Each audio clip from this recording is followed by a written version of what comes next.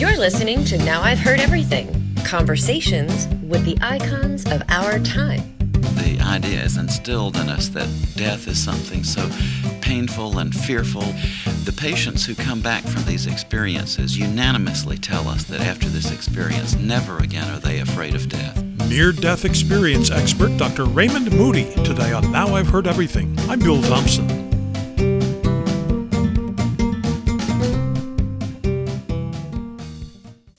Have you ever had a near-death experience?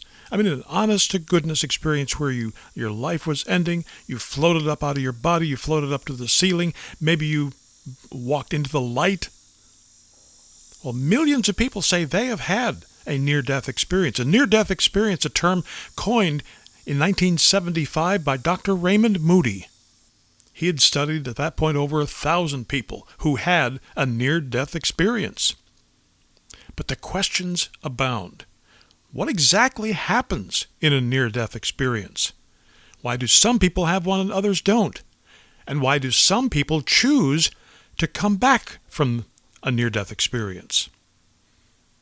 In 1988, Dr. Moody wrote a book called The Light Beyond. And that's when I first met him. So here now, from 1988, Dr. Raymond Moody. Over the last 23 years, I've been interviewing patients who came close to death and on the verge of death had amazing experiences, most of which involved the feeling of the patient that he encountered a beautiful and warm and loving and accepting light. For those handful of people who don't know who you are you? What made you so smart? Well, I must say I'm not very smart. That's one thing I've definitely learned in my life, but I got a PhD in philosophy from UVA back in the 60s, and then I taught philosophy for a while, and then I went to medical school and got an MD degree, and then went back to UVA to do my psychiatry training, and now I'm a psychiatrist in practice in Carrollton, Georgia. And have you had a near-death experience? No, I haven't. I have never had anything unusual like this happen to me, and yet certainly from having talked with, again, well over 1,000 people who've been through this since 1965, I almost feel like I've been through something like this myself. Unfortunately, probably it's not exactly the kind of thing you hope to have so that you can describe it, is it? No, it's not. And yet, one thing that's so fascinating in terms of the patient's responses to these things, that although in one way the idea is instilled in us that death is something so painful and fearful and to be avoided, the patients who come back from these experiences unanimously tell us that after this experience, never again are they afraid of death. It's not that they would want to die in a painful or an unpleasant way, but rather simply that their experience was completely personally convincing to them that what we call death is just a transition into another kind of existence. And it's very peaceful at that moment, isn't it? So much so peaceful, and the feelings that the patients have are so ecstatic that one of the most common ways in which a physician will first become aware of this experience is when a patient that he tries to resuscitate will yell and try to protest when the physician tries to bring the patient back to life. Which is hard for people to believe if they are not familiar with near-death experience stories. The stereotype, I guess, is that you fight death, that you have a survival instinct, that you want them to do anything they can to keep you from dying. Exactly. And yet the patients who go through this talk about feelings of complete bliss. We've had patients who are in the throes of terrible pain from trauma or a heart attack or some other terrible condition say that the moment they left their bodies that they had absolutely no pain, surrounded by feelings of complete peace and love and warmth. When you leave your body such as that, are you alone or are there other beings there with you? Very often the patients will describe how at some point in this experience, after they witness their body being resuscitated from a point of view up above, right below the ceiling, they'll say that they have an experience of going through a tunnel and out into a very brilliant light, and they say that at this point, relatives or friends of theirs who have already died seem to be there to meet them and to greet them and to help them through this transition. Now, how do we know that this is not simply a hallucination in the mind? How do we know that this is, granted, it's a common experience a lot of people describe, but isn't there an element of wishful thinking? If you've lost your parents, if you've lost your spouse, isn't it a wishful thing to think in this moment that your body is in trauma, that you're near death, that you think, oh, if only I could go and be in peace with those who've gone on ahead of me? Well, I certainly am. And similar to all of my colleagues and all of my many colleagues now who, along with me, have investigated these experiences, all of us at first assumed that this was going to turn out to have some very simple explanation in terms of, for instance, diminished oxygen flow to the brain or hallucinatory events, or, as you were implying, wish fulfillment, just the inability of the ego at the point of death to surrender to the reality of final death. But actually, as we have all worked on this over a period of years, it turns out that the picture is far more complicated. One thing that can't be explained in terms of the idea that these experiences are simply hallucinations or biochemical events in the brain is that the patients are able to describe to us in complete detail and absolute accuracy events of the resuscitation that they seem to have had no possible normal way of knowing. For instance, a friend of mine who is a professor at a medical school in Washington State in Seattle was resuscitating a young woman named Maria.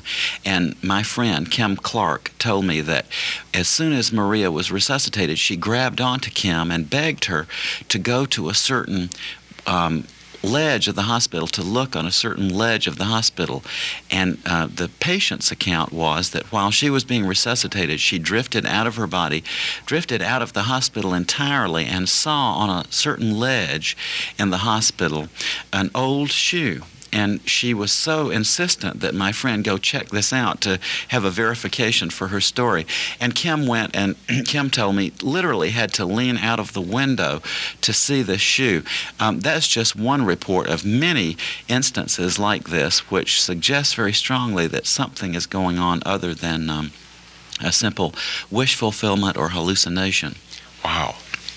Why is it, you suppose, that some people, when they float up out of body, would leave the room? I would think that it would be logical that they would just, of course there's no logic to any of this, I don't suppose, but you would think that they would just float there and watch as efforts are being made, and then when it's done, just go on to wherever the bright light and the tunnel. Why is it they go outside the room, outside the building?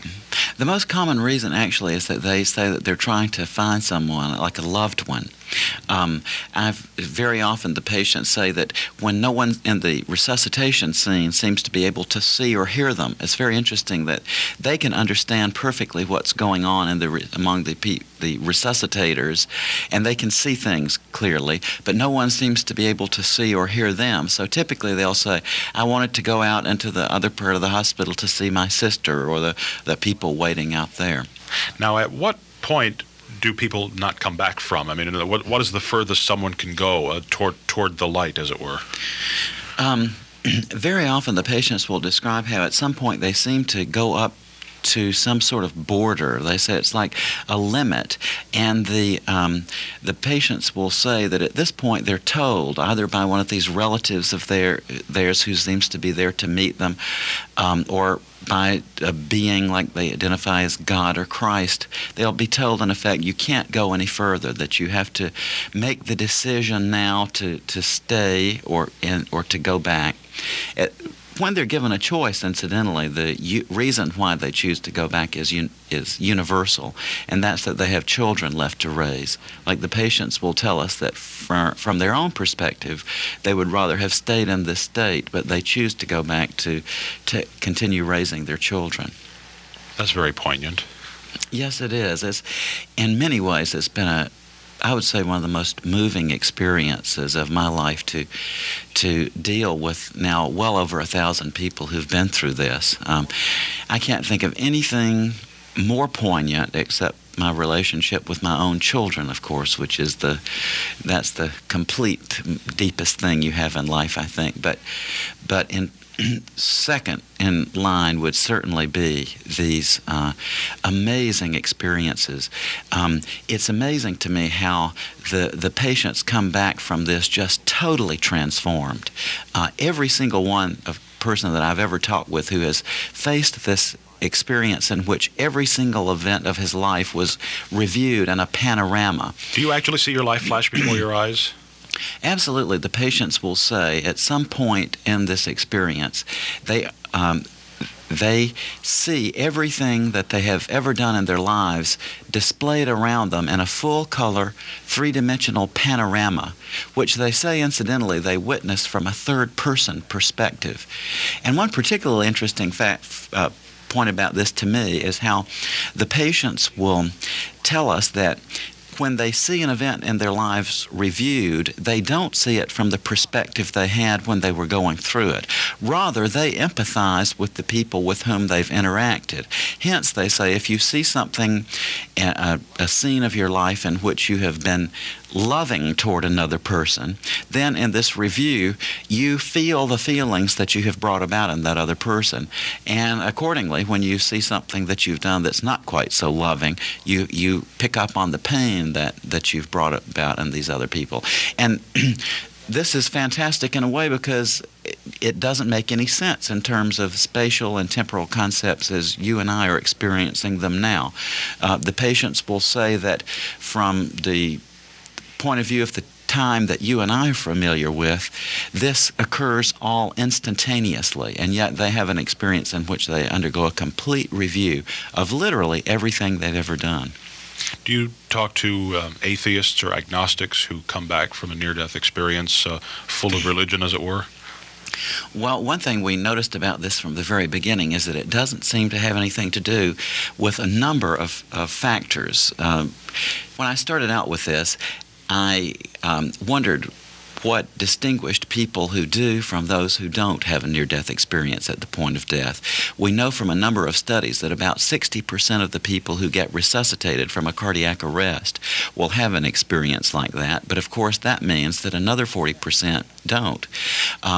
Factors that I think you would naturally expect might have something to do with this would include, for instance, the cause that the person came close to death, or his age at the time of the experience, or whether he had a religious background.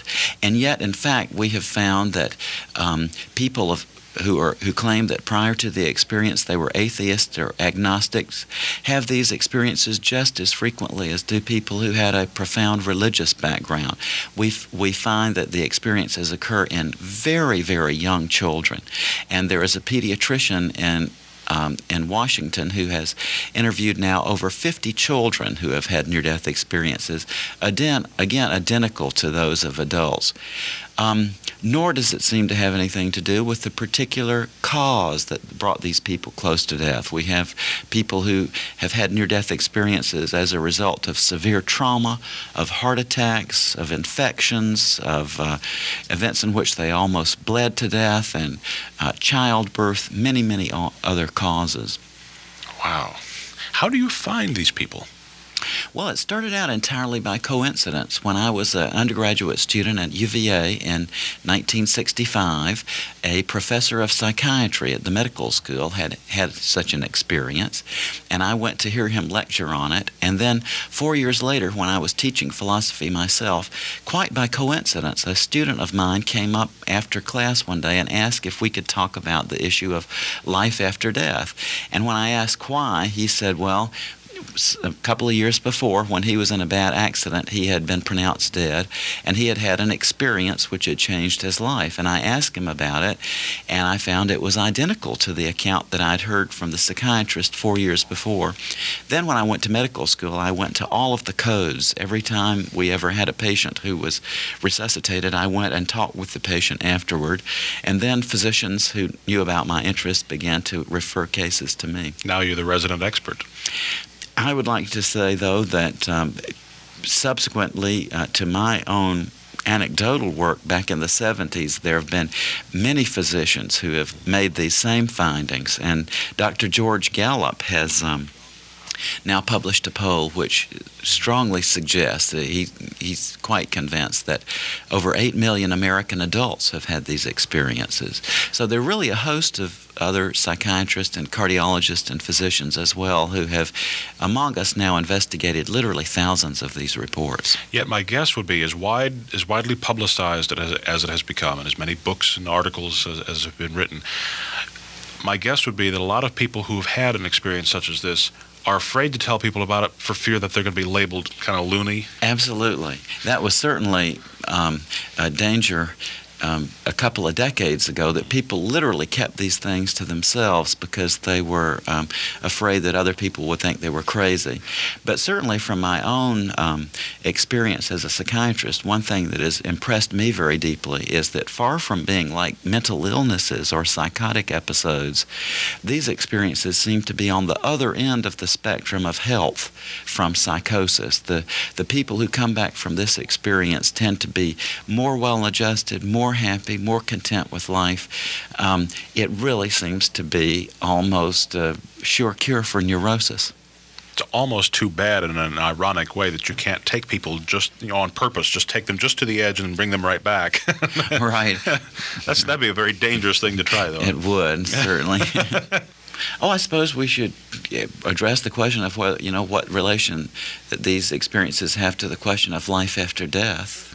Certainly, I feel that I think that one needs to be very careful about drawing inferences of an absolute nature from this. Certainly, these experiences are not scientific proof or scientific evidence in the traditional way of life after death. And yet it's most fascinating to me that all of my colleagues, physicians and psychiatrists, and many of us being very hard-nosed types when we first started encountering these tales, have really been, I would say, flabbergasted by it. So much so that almost all of us believe, on the basis of what we have experienced with these patients, that yes, indeed, they did get a glimpse of the beyond, and that there is something about us that survives bodily death. And yet, that issue is something that everybody has to make his own mind up about. No expert can tell you what these experiences mean in the final analysis. Dr. Raymond Moody says he had his own near-death experience in 1991, the result of a failed suicide attempt. He turned 80 last month. Now you can get your copy of The Light Beyond by Dr. Raymond Moody by tapping the link in our show notes, or by clicking the link in the description below if you're listening to this on YouTube, or by going to our website, heardeverything.com. Now we may earn an Amazon commission if you make a purchase. Heardeverything.com is where you can also hear my 1992 interview with someone who knows that there is an afterlife, the Reverend Robert Schuller. I think there's life after this life. I really believe that. The human being is the only animal that's been able to conceive of that fantastic, immense, infinite possibility. And incredible human creativity almost always is scientifically reality. And my 1994 conversation with a former close friend and confidant of Dr. Martin Luther King Jr., a man who says that Dr. King himself once had an out-of-body near-death experience. My interview with Andrew Young. Rather than fear death, he mocked death. And he mocked death in our lives as a way of dealing with it in his own. And of course, we post new episodes of Now I've Heard Everything every Monday, Wednesday, and Friday. And you can find us everywhere you listen to podcasts. And thank you so much for listening. Next time on Now I've Heard Everything, do world events make it easier or harder to write thrillers based on politics and world events? Well, we'll revisit my 2007 interview with one of the masters of books like that, Vince Flynn. As a writer, one of the great enjoyments is coming up with that unique plot twist or that great line of dialogue that you know you've just hit it out of the park. And that's what keeps you coming back for more. Because there are also plenty of days where it's crap. That's next time on Now I've Heard Everything. I'm Bill Thompson.